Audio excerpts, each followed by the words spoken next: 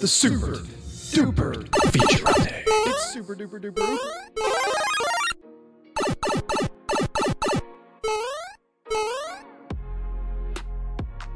What up, Super Squad? I've been waiting for this one for a while. Updates are now in packages. This unlocks the ability to create announcements, in-app notifications in HubSpot or wherever else you're doing services, be able to stage them in your client's Supered instance.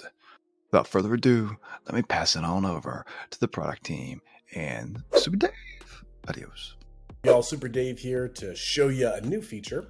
We now can add updates to packages. So partners who want to put updates in their packages can do that. End users will get some benefit here too, in that you can add tags to your updates and you can also stage updates, which we'll get into in a minute.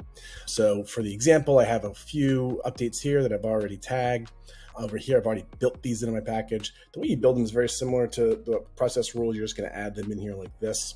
You just pick and buy the tags. And then when it's ready to go, we're going to put this in one of our accounts. Let's do Dave's Client Company. Sign this to the account.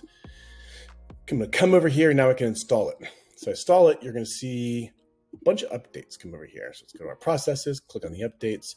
These all came in here. Note we have the launch date, we have a new status called staged. So whenever you bring updates in, you're not going to have audiences and you're not going to have a launch date. So you have to go in here and still edit all that stuff here initially. So if I go into this card here, I'll see that this is just a basic update. There's no cards or anything, but notice this date is blank. So if I come in here, I can select a date. Maybe I want to do something in the future, a week from now, whatever it may be.